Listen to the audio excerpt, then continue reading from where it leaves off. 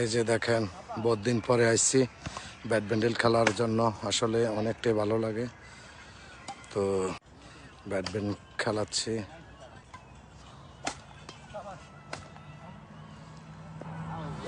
আসলে ব্যাডমিন্টন খেলাটা শীতের দিনে অনেকটাই ভালো লাগে, আর খেলারও খেলতে ইচ্ছা হয়।